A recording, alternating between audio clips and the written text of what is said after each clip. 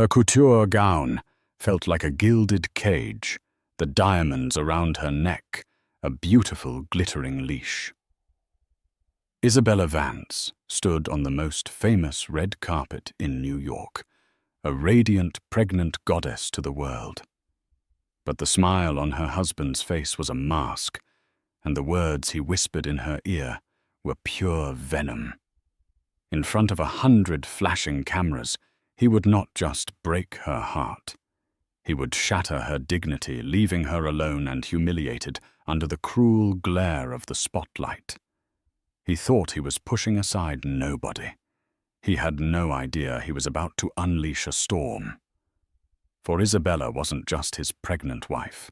She was the hidden secret of the most powerful man in the city, and her father was about to change the world to get his daughter back. The air in the back of the Rolls-Royce Phantom was thick with an artificial lemon-scented chill that did nothing to cool the tension. Isabella Vance rested a protective hand on the gentle swell of her 6-month pregnancy bump. The silk of her custom seraphine gown, cool against her skin. Beside her, her husband, Elliot Vance, was a portrait of predatory calm. His jaw was set, his eyes fixed on the glittering Manhattan skyline as their car inched through traffic towards the annual Phoenix Charity Gala at the Metropolitan Museum of Art. To the outside world, they were the golden couple.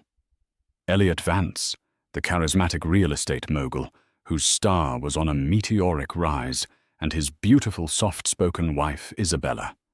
Their life was a curated collection of magazine covers, charity boards, and envious whispers. But inside the soundproofed luxury of their car, the reality was a cold, desolate landscape. Isabella. "For God's sake, sit up straight," Elliot murmured, not even glancing at her. His voice was a low, perfectly modulated critique. "You're slouching. It makes the dress look cheap, and it accentuates your condition." Isabella's hand tightened on her belly. "I'm pregnant, Elliot. My back hurts. Excuses." He sighed, finally turning to her. His eyes the color of a winter sky raked over her. "I paid a fortune for that dress. The least you can do is wear it properly. And the necklace, is it fastened correctly? It looks slightly off-center." She reached up her fingers, fumbling with the clasp of the Riviera diamond necklace he had gifted her. It felt less like a gift and more like a set of shackles. "It's fine, Elliot." "It's not fine," he snapped, his voice dropping to the dangerous whisper she knew so well. "Nothing is ever just fine with you, is it? It's always good enough." "We are not good enough people, Isabella. We are exceptional. Or rather, I am. You are merely a reflection of me. Tonight, that reflection needs to be flawless." Isabella bit her lip to stop the tremor. This was their ritual before every public event. The systematic dismantling of her confidence piece by piece until she was nothing more than a beautiful, compliant doll on his arm, too nervous to say or do anything that might detract from his spotlight. She had met Elliot 2 years ago, a whirlwind romance that swept her off her feet. He was charming, ambitious, and utterly intoxicating. She, a quiet art history graduate working at a small gallery, was dazzled. Her father had warned her. Arthur, a man of few words and even fewer social graces, had taken an instant dislike to Elliot. He was a self-made logistics consultant, comfortable but not fabulously wealthy, and fiercely protective of his only daughter since her mother's death years ago. "He's a peacock," Bella Arthur had said, his voice gruff over the phone from his quiet home in upstate New York. "All flash and no substance. A man who needs to be seen that badly is hiding something ugly." Isabella had dismissed it as a father's overprotectiveness. She was in love. Now trapped in this loveless, gilded cage, Her father's words echoed in her mind like a prophecy. Elliot's ambition wasn't just a driving force. It was a consuming fire, and he was more than willing to use her as kindling. He had slowly, methodically isolated her from her old friends, and even from her father, complaining about the long drive and Arthur's provincial attitude. The car finally pulled up to the curb. The roar of the crowd and the blinding supernova of camera flashes instantly filled the space. An attendant in a crisp uniform opened Elliot's door. He slid out a practiced $1 million smile, instantly materializing on his face. He extended a hand back into the car, not for her, but for the cameras. It was a gesture of performative chivalry. As she took his hand and emerged from the car, the flashes intensified. She could hear the reporters shouting their names. Elliot, Mr. Vance over here. Isabella. You look stunning. For a moment, bathed in the artificial daylight, she felt a surge of hope. Maybe tonight would be different. Maybe the magic of the evening, the joy of their coming child, would soften him. Elliot leaned in close, his lips brushing her ear. His smile didn't waver as he whispered, "Remember what I told you. Smile, nod, and don't speak unless you're spoken to. Your opinions are not what they're here for." The hope died as quickly as it had come. The diamonds around her neck felt impossibly heavy. He led her onto the red carpet, his hand a firm, proprietary grip on the small of her back. She was his accessory, his beautifully pregnant prop, and tonight she was about to serve her purpose. The red carpet was a river of crimson and gold flowing towards the grand floodlit entrance of the Met. It was a battlefield of couture influence and ego. Every step was a pose, every glance a calculation.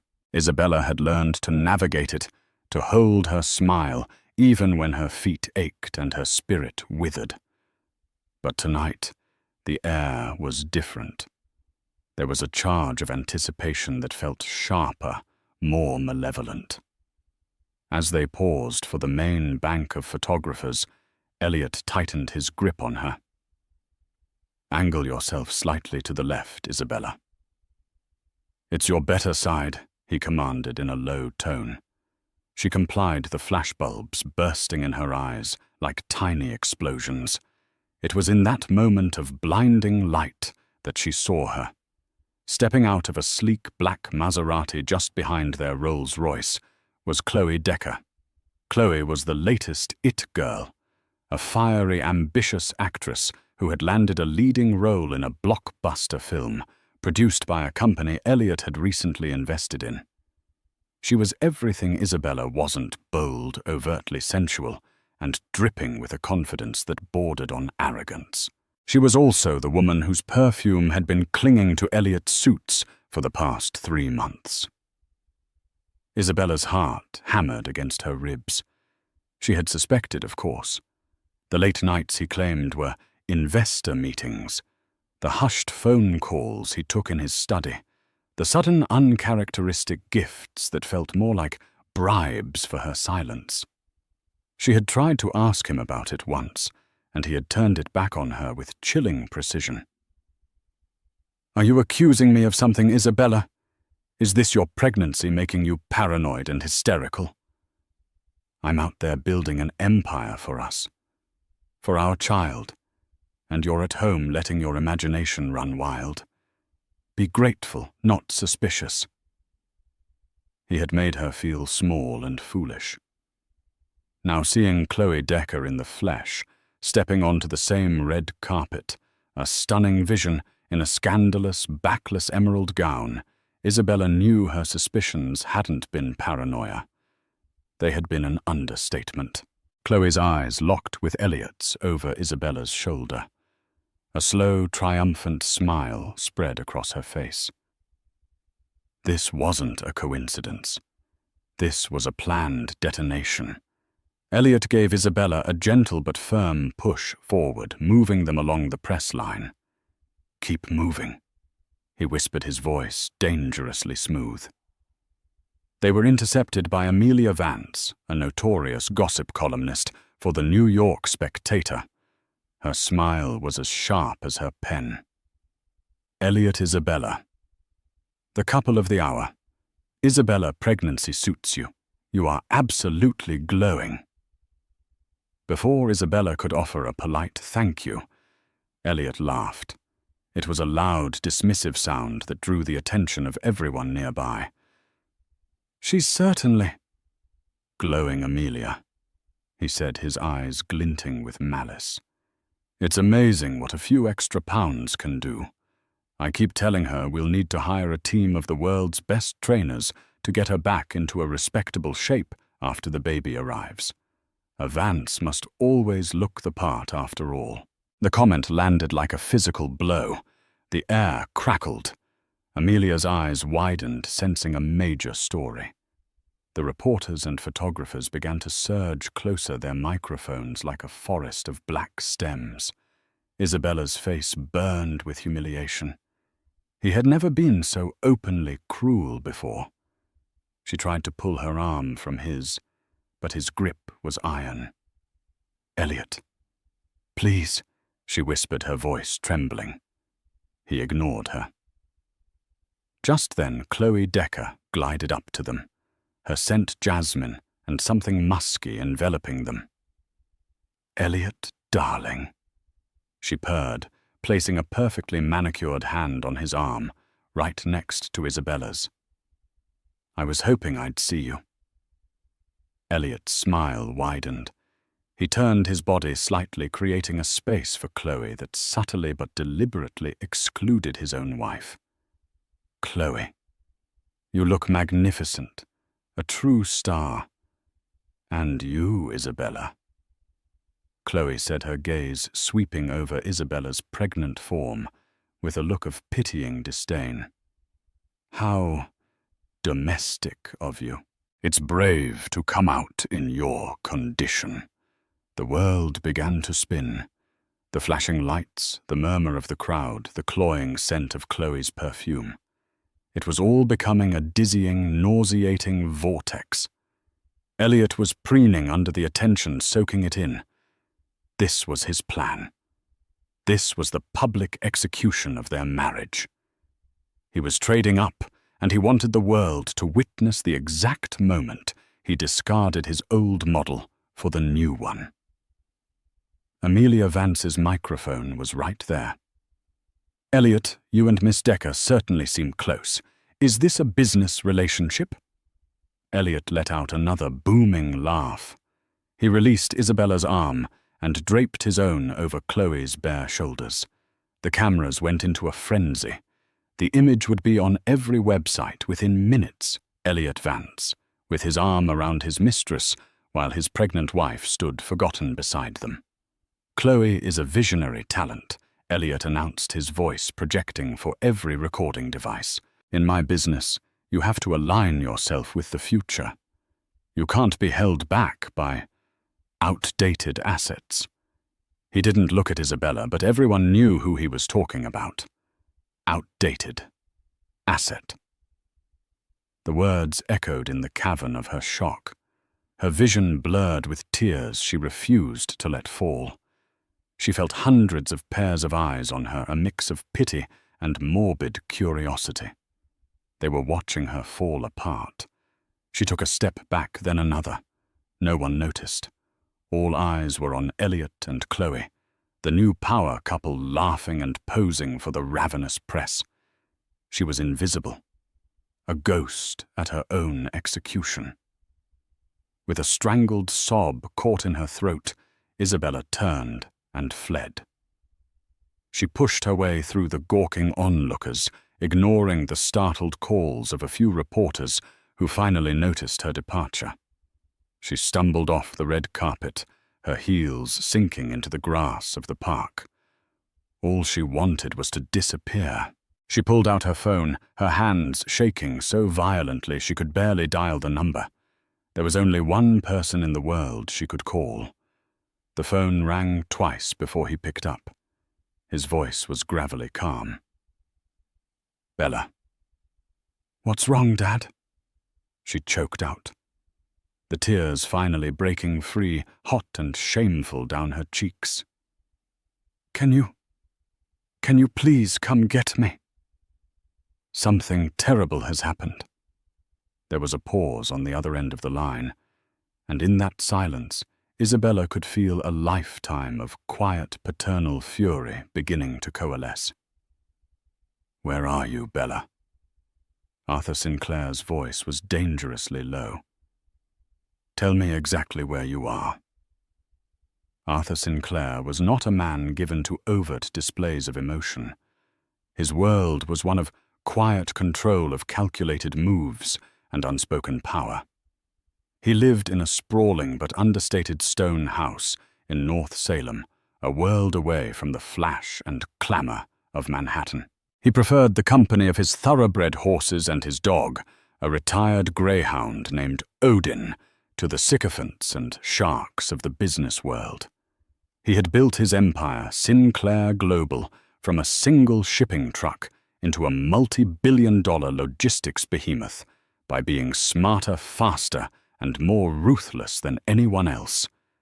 And then 10 years ago he had seemingly vanished, handing over day-to-day operations to a trusted board and becoming one of the world's most elusive billionaires.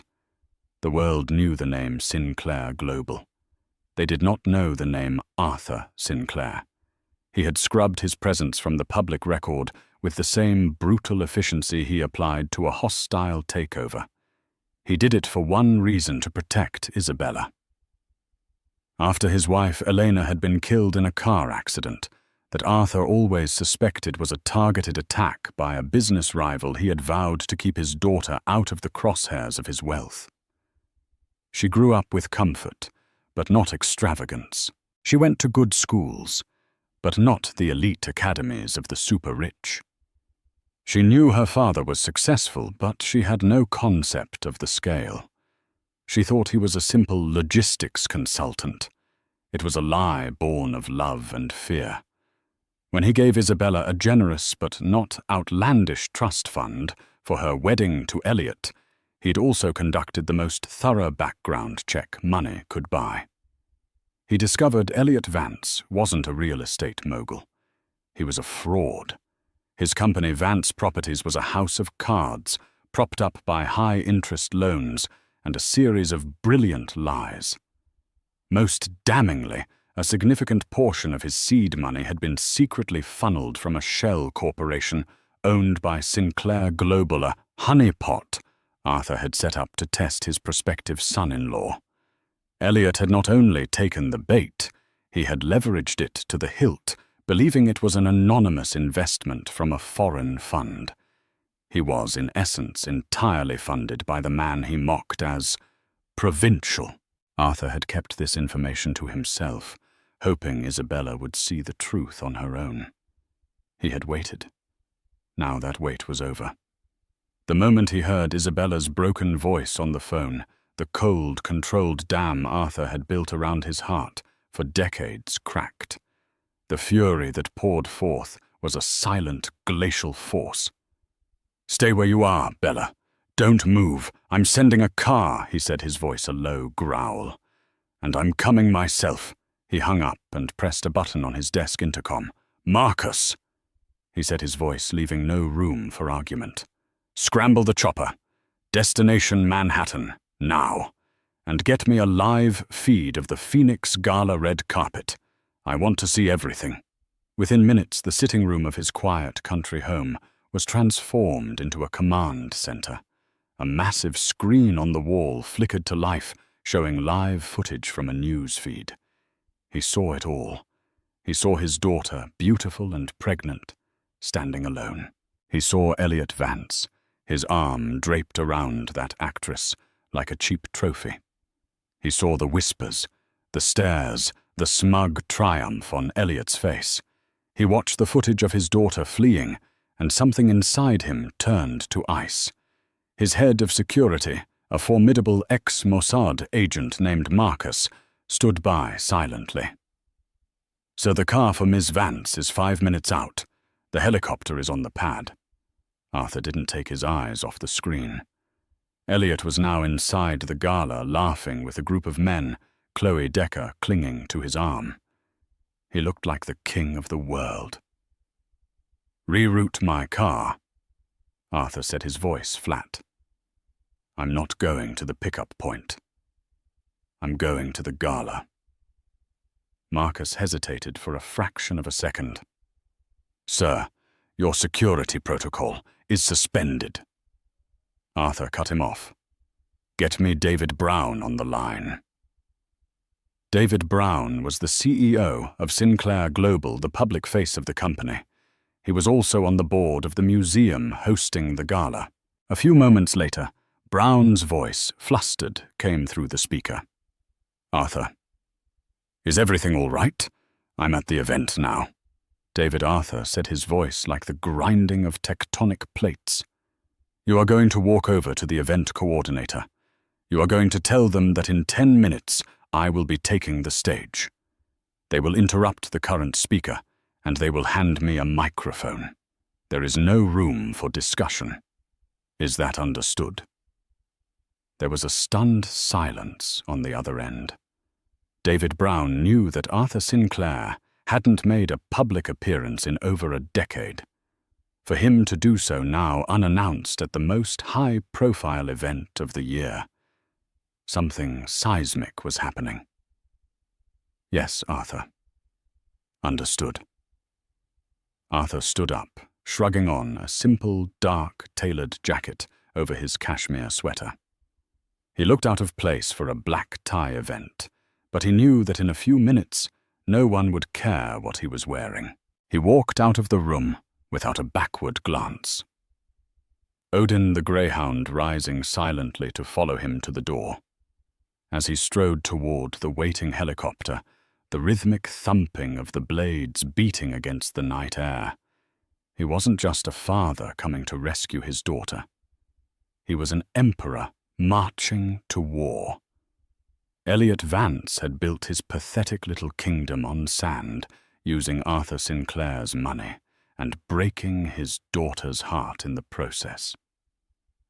Arthur was about to unleash the ocean.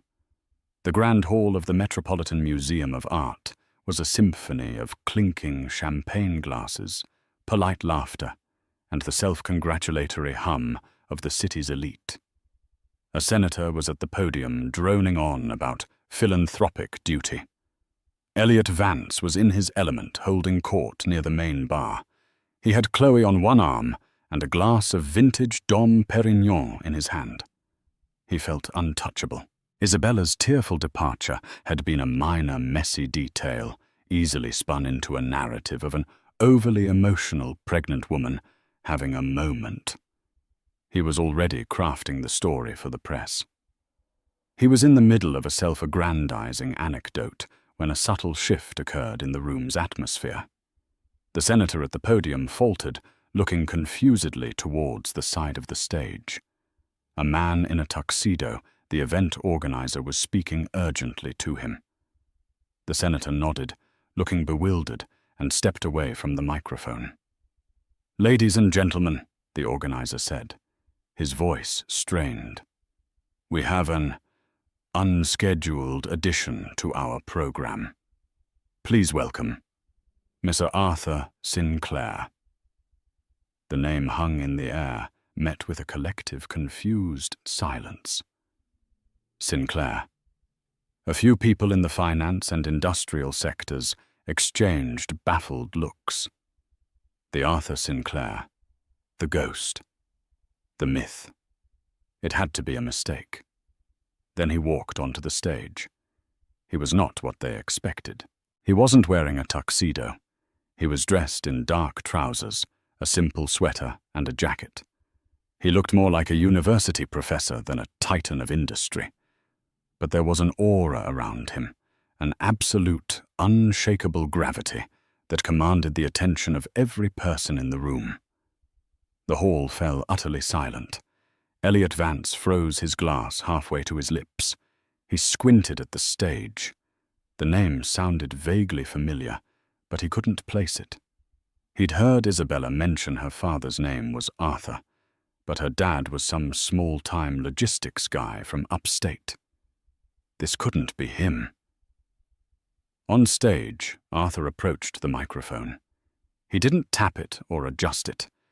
He simply stood there, his piercing blue eyes, scanning the crowd of stunned faces until they found what they were looking for. They locked onto Elliot. "My name is Arthur Sinclair."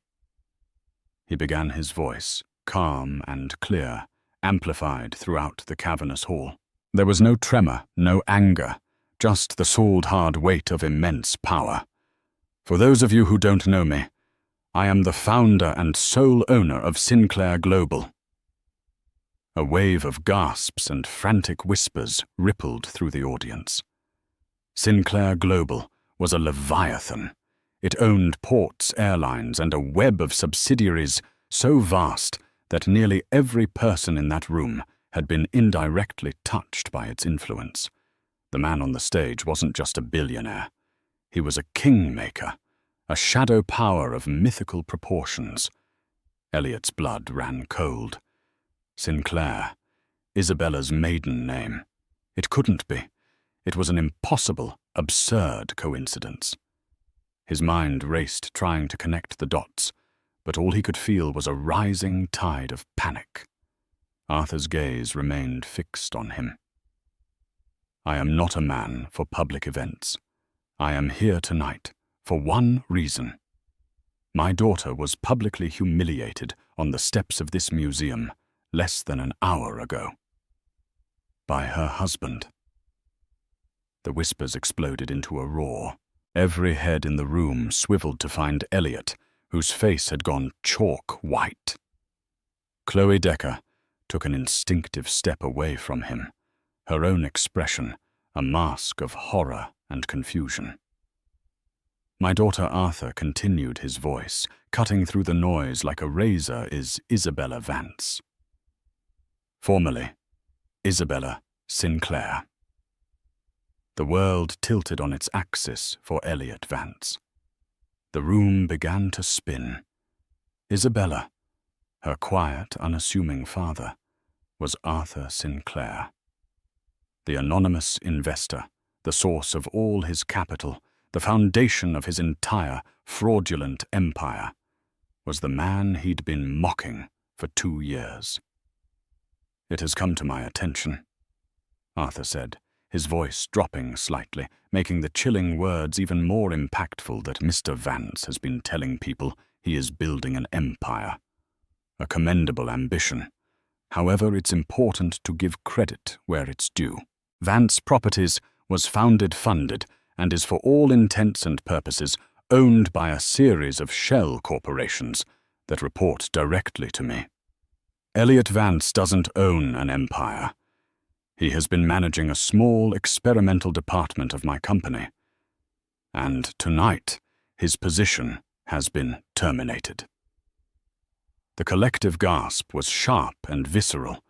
It was a public execution more brutal and complete than anything Elliot could have ever conceived. He was not just a philanderer. He was a fraud, a puppet whose strings had just been publicly severed. Chloe Decker didn't just step away. She practically recoiled from him as if he were radioactive. The men who had been laughing at his jokes moments before now stared at him with contempt. He was a pariah. But Arthur Sinclair wasn't finished. He let the revelation sink in, letting Elliot drown in the silent judgment of his peers. Then he delivered the final world-altering blow. "I have spent years in the shadows to protect my daughter from the burdens and dangers of my wealth.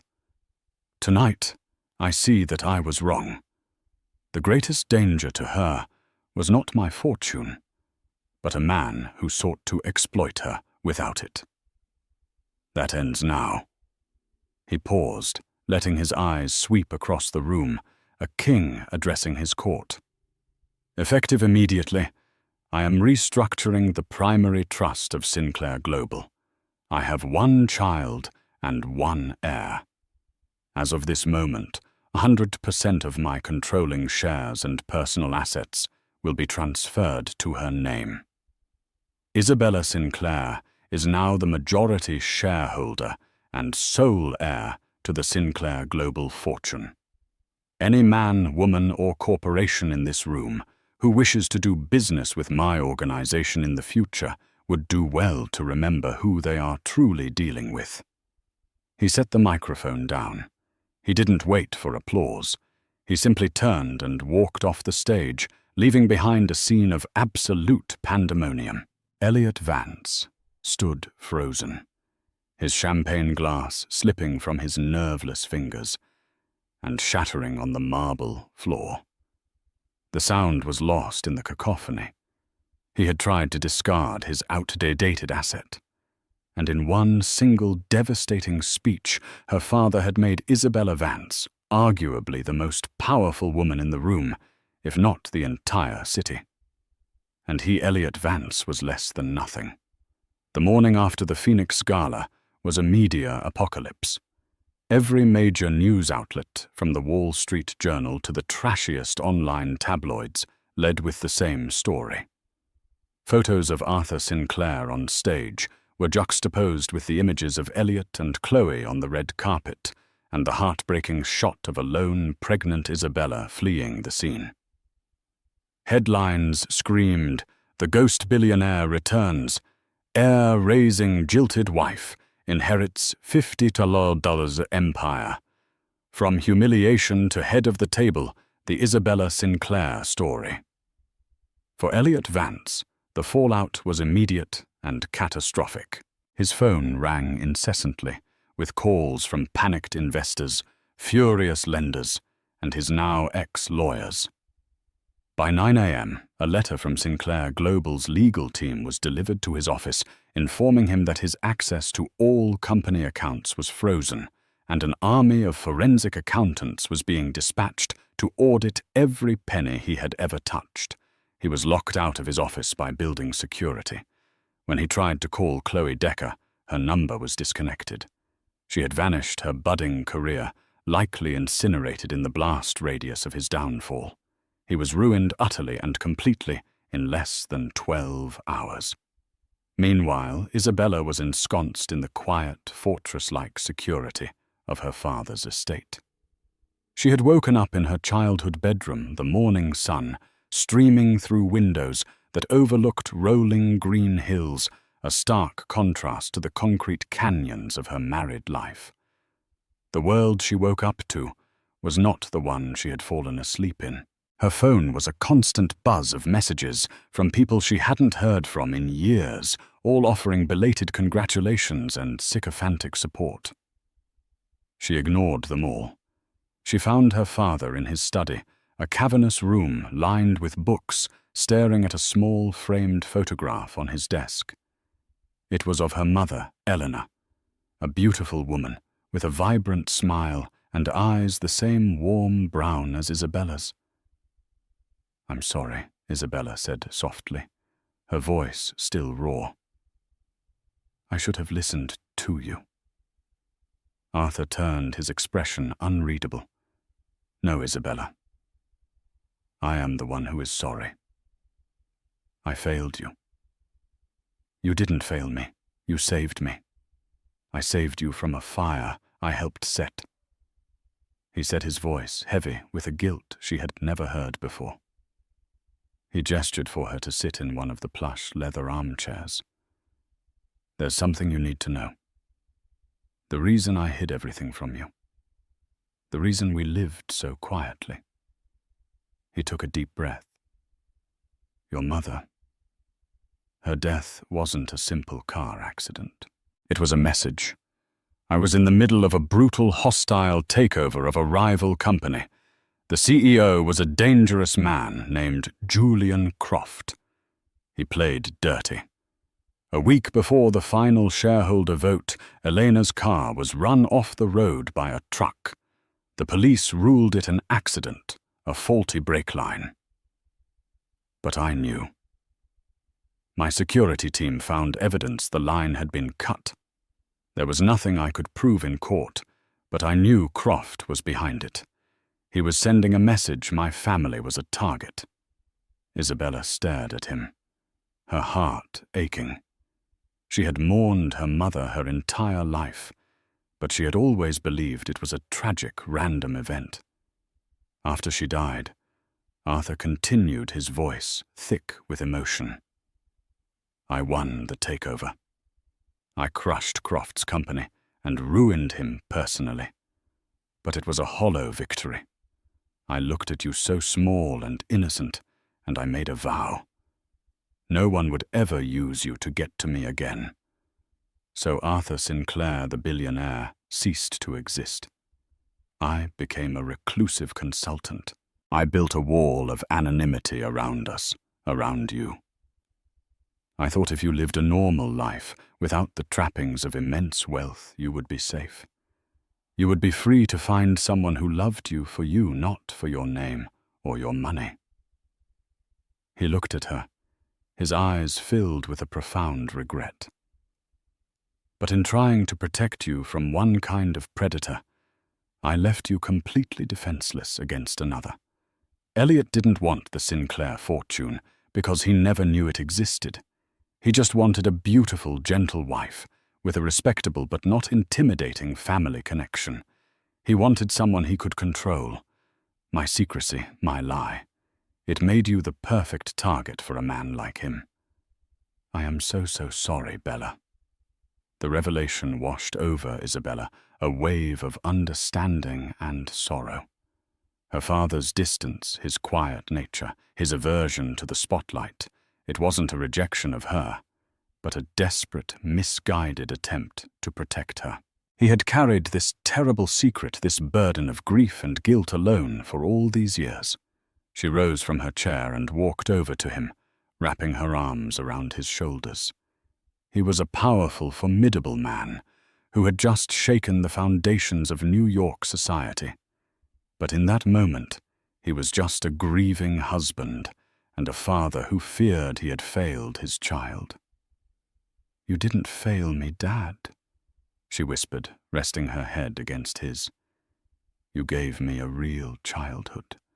You gave me a chance to be a person, not a headline. And last night,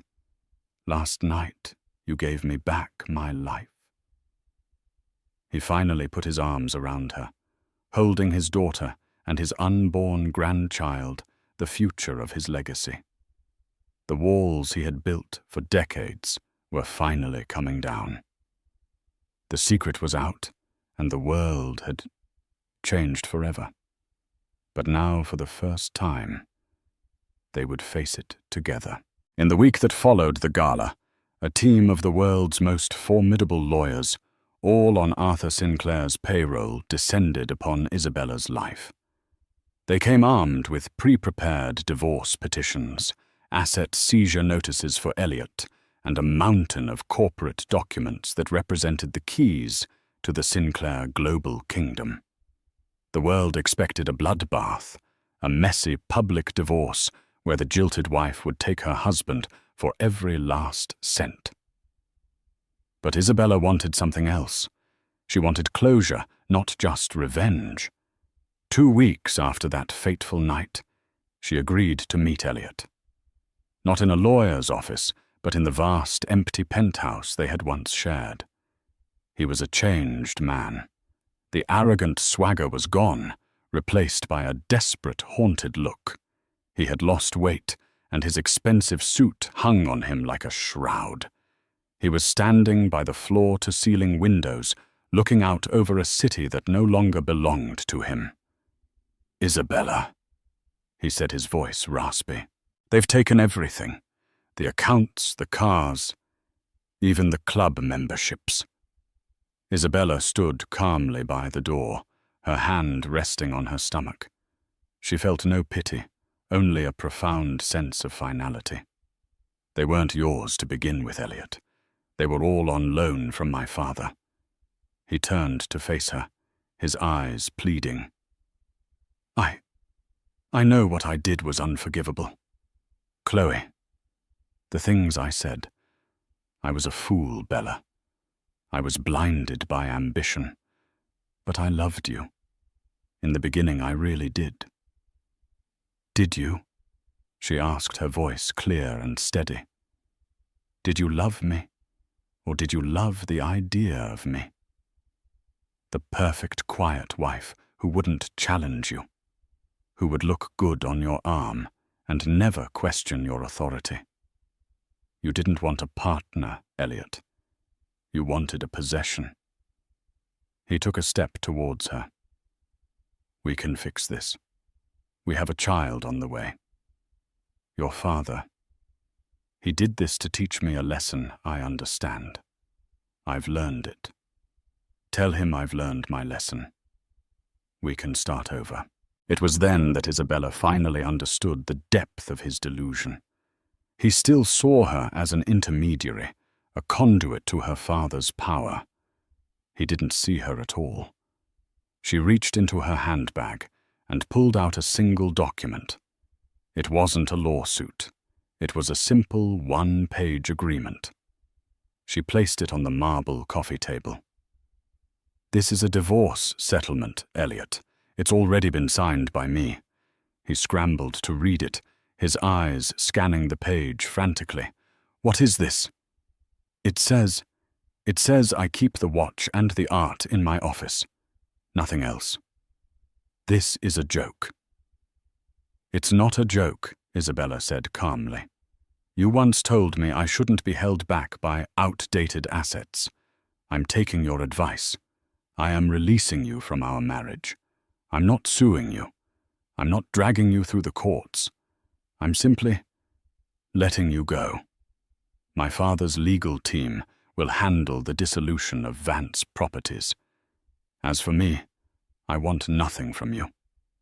And I am giving you nothing. You can keep your watch. He stared at her dumbfounded. He had expected a fight, screaming matches, a war. He was prepared for war. He was not prepared for this quiet, complete dismissal, to be treated as so insignificant that he wasn't even worth fighting. You're just erasing me, he whispered, the full weight of his irrelevance finally crashing down on him. No, Elliot, Isabella said, turning to leave. You were never really there to begin with. She left him in the empty penthouse, a ghost, in a life that had never truly been his. As the elevator descended, Isabella felt a lightness she hadn't experienced in years. It wasn't the thrill of victory. It was the peace of liberation. That evening, she met with her father and David Brown, the CEO of Sinclair Global, in the company's towering headquarters, a building she had passed 1,000 times without knowing it, belonged to her family. The boardroom was intimidating, all glass and steel, with a view that stretched from the Statue of Liberty to Central Park. The board is prepared to ratify your position as Chairwoman Isabella David Brown, said respectfully. Your father and I can guide you, of course. You can be as involved or as hands-off as you wish. Her father nodded. You don't have to do anything you don't want to, Bella. You can set up a foundation, focus on philanthropy. The money is yours to do with as you see fit. Isabella looked out at the sprawling city, a universe of lights and possibilities. For her entire life, others had made choices for her. Her father chose secrecy to protect her. Elliot chose control to possess her. Now, for the first time, the choice was hers. No, she said, her voice resonating with a newfound strength that surprised even herself. I don't want to be a silent chairwoman, and philanthropy isn't enough. She turned to face them, her eyes clear and determined. Sinclair Global is a ruthless company, Dad. I've been reading the reports. You built an empire by being a shark. I respect what you built, but I can't be you. She took a breath. I want to be CEO, not just in name. I want to run this company. I want to change it from the inside out. We have the power to be a force for good, not just for profit. I want to invest in sustainable energy, create fair labor practices, and build a charitable foundation that's a core part of our business model, not just a tax write-off. I want to build a legacy our family, my child, can be proud of." David Brown looked stunned. Arthur Sinclair looked at his daughter, and for the first time he saw not the little girl he needed to protect, but the powerful, visionary woman his wife Eleanor had always been. A slow, proud smile spread across his face. "Well then," Madam CEO Arthur said, his voice brimming with pride, "it looks like you have a board meeting to run." 1 year later, the setting was not a red carpet, but the gleaming state-of-the-art lobby of the newly opened Eleanor Sinclair Children's Hospital, the flagship project of the Sinclair Global Foundation. The air buzzed not with the sound of camera shutters, but with the genuine excitement and gratitude of doctors, patients, and city officials. At the center of it all stood Isabella Sinclair. She was no longer the timid woman hiding behind her husband. She was poised, confident, and radiant. Dressed in a sharply tailored power suit, she held her 10-month-old son, Arthur Jr., AJ, on her hip. Her son, with his bright, curious eyes, was her constant reminder of what she was building and who she was building it for. She had spent the last year in a baptism by fire, learning every facet of the vast Sinclair empire.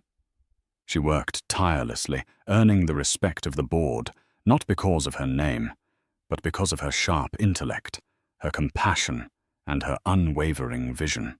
She had initiated sweeping changes, divesting from exploitative industries and pouring billions into green technology and ethical ventures. Profits had dipped initially, causing panic among some older shareholders, but Isabella held her ground. Now, with major new government contracts in renewable energy and a surge of positive public sentiment, Sinclair Global was more respected and more profitable than ever. Her compassionate capitalism model was becoming a case study at Harvard Business School. After delivering a powerful, heartfelt speech dedicating the hospital to the mother she'd barely known, Isabella was mingling with the guests. She moved with an easy grace, discussing pediatric oncology with the chief of surgery in one moment and cooing at her son in the next. She saw her father across the room watching her. He wasn't the grim, secretive man from her youth. The weight of his past seemed to have lifted. He was smiling, a genuine, warm smile, as he played peekaboo with his grandson. He had found a new purpose, not as a shadow king, but as a doting grandfather and a proud father. Later, as the event wound down, Isabella stood with her father on the hospital's rooftop garden, the city lights twinkling below them like a fallen constellation. AJ was asleep in his stroller beside them. "Your mother would be so proud of you, Bella," Arthur said, his voice quiet. "You have her strength, her heart." "I learned from the best," Isabella replied, squeezing his hand. "From both of you." A notification pinged on her phone. It was a news alert. She glanced at it. The headline read, "Fallen mogul Elliot Vance, sentenced to 18 months for securities fraud." The article detailed how the forensic audit had uncovered years of financial crimes, a house of cards so rotten it was a miracle it had ever stood at all. He was a forgotten man, a footnote in her story. She felt nothing. No anger, no satisfaction, just a distant clinical pity. She archived the notification without a second thought and put her phone away. He was the past. She was looking at the future. She gazed out at the skyline, at the endless river of headlights and the towering buildings. A year ago, this city had been her prison. Now it was her kingdom. not a kingdom of glass and steel, but one of hope, legacy, and boundless possibility. She was not Isabella Vance, the humiliated wife, nor was she just Isabella Sinclair, the billionaire's heir. She was Isabella, a mother, a leader, a survivor. And as she looked out at the horizon, she knew with absolute certainty that her story was just beginning. The 18 months following the opening of the Elena Sinclair Children's Hospital were a period of unprecedented success and, more importantly, profound peace for Isabella. Sinclair Global, under her leadership, had become a paragon of modern corporate responsibility, its stock price soaring on the back of ethical innovation and a sterling public image. Her life had found a rhythm. She cherished early mornings with her son AJ, whose first words and wobbly steps filled her penthouse with a joy she'd never known. Demanding but fulfilling days at the office, shaping a better world through her work. And quiet evenings with her father, who had seamlessly settled into his role as a doting grandfather. The ghosts of Elliot Vance and the red carpet had faded into a distant, almost unbelievable memory. She was no longer a story. She was the author. This newfound stability was why the first anomaly felt so jarring. It concerned a small but brilliant German engineering firm, Lichtquelle, which had developed a revolutionary solar panel technology. It was a perfect acquisition for Sinclair Global's green energy division. Isabella had personally overseen the final negotiations. The deal was all but signed. A press release was drafted. Then, 48 hours before the final signing, Lichtquelle's board called an emergency meeting. A new offer had appeared seemingly out of nowhere. An offer so astronomically high, so far beyond the company's actual valuation, that it bordered on the absurd. Lichtquelle, legally bound by their fiduciary duty to their shareholders, had no choice but to accept. In the Sinclair Global boardroom, the mood was one of baffled frustration.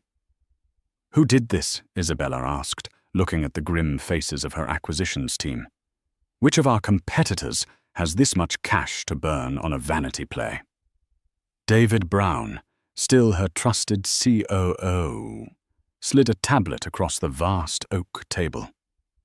"That's the problem, Isabella. We don't know." She looked at the screen. The buyer was a freshly registered investment vehicle named Phoenix Holdings. The name sent a tiny, unpleasant shiver down her spine, a faint echo of the gala, where her life had been torn apart and rebuilt. "Trace it," she ordered. "I want to know who is behind that name. I want to know their investors, their board, everything." For a week, the best financial investigators in the world, men and women, who could find a single misplaced dollar in a labyrinth of offshore accounts, worked around the clock. They came back with nothing. Phoenix Holdings was a ghost.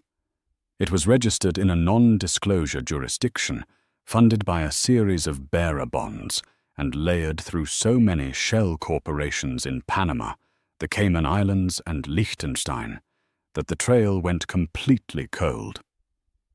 It was a masterclass in corporate anonymity. "The technique is familiar." David Brown admitted, his expression grave. "It's the same level of obfuscation your father used to build his portfolio in the early days." The comment hung in the air. This wasn't a standard corporate rival. This was someone who knew their methods. Someone who played the same ruthless, intricate game Arthur Sinclair had once mastered. The move wasn't just about business. It felt personal. It was a message. That evening, Isabella brought the problem to her father. They sat in his study, a place that had transformed from a solitary man's refuge into AJ's favorite playroom, with priceless first editions sitting next to brightly colored building blocks. As Isabella laid out the details of the Lichtquelle acquisition and the impenetrable wall of Phoenix Holdings, She saw a flicker of something in her father's eyes she hadn't seen in years. It wasn't anger or frustration. It was a cold, chilling recognition. "Phoenix," Arthur murmured, his voice low. He walked over to his desk and keyed something into his private computer. He was silent for a long time, his face illuminated by the screen's glow. The silence stretched thick with a tension that made the hair on Isabella's arms stand up. "Dad, what is it?" He finally turned to face her, and his expression was terrifying. All the warmth was gone, replaced by the hardened visage of the ruthless titan he had once been. "It's him," Arthur said, his voice a gravelly whisper. "I should have known. I should have made sure." "Him who?" Isabella pressed her heart, beginning to pound. "The man whose company I destroyed after your mother's death." Arthur said his words like chips of ice. "A man I left with nothing but his hatred. His name is Julian Croft." Isabella felt the blood drain from her face. Julian Croft, the name from the story, the faceless villain who had orchestrated her mother's murder. "But you said you ruined him. I thought he was gone." "I ruined his public life." Arthur corrected, his eyes dark with regret. "I took his company, his reputation, his fortune. I left him a pariah. But I let him live. I thought fading into obscurity was a crueler punishment than death. I was arrogant. I underestimated his capacity for patience, for revenge." He gestured back to the screen. "Croft was always obsessed with mythology. The story of the phoenix rising from the ashes was the symbol of his first company. He's not just back in business, Bella. He's announcing it. To me." The pieces clicked into place with horrifying clarity. The absurdly high offer wasn't about acquiring a solar company. It was about showing the Sinclairs that he could. The impenetrable shell corporations weren't just for anonymity. They were a direct mockery of the Sinclair method. This wasn't a business move. It was the first move in a war. "He's been rebuilding," Arthur continued, his voice grim. "Working in the shadows, likely through black market deals and connections I dismantled years ago. He's been waiting for the right moment to strike, and we gave it to him." "What do you mean?" Isabella whispered. "My speech at the gala, your rise to CEO." "The story went global," Arthur explained, the self-loathing clear in his voice. "We put you in the spotlight, Bella. We put the Sinclair name back on the world stage. For a man like Croft, a man nursing a 20-year grudge, seeing you, Elena's daughter, thriving in the seat of my power, it must have been the ultimate provocation. He's not after the company. He's not after my money." Arthur walked over to Isabella, his hands resting on her shoulders, his eyes boring into hers. The fear she saw there was not for himself, but for her and her son. "He's after our legacy, Isabella. He's after you. And he will not stop until he has burned everything we've built back to the ground." The cozy warmth of the study felt suddenly like a tomb. The ghost that had haunted her father's past was no longer a memory. It was here, it was real, and it was coming for them. Isabella looked at the scattered toys on the floor, thought of her son sleeping peacefully in his crib upstairs, and a new feeling washed over her, eclipsing the fear. It was a cold, protective fury she recognized instantly. It was the Sinclair fury. It was the same fire that had fueled her father to build an empire, and the same resolve that had allowed her to rebuild her life. Julian Croft thought he was hunting a ghost's daughter. He was about to find out he was hunting a queen. Isabella's story isn't just about revenge. It's a powerful testament to the fact that our lowest moments do not have to define us. It's about trading a cage of gold for a crown of your own making. She was stripped of her dignity in front of the entire world.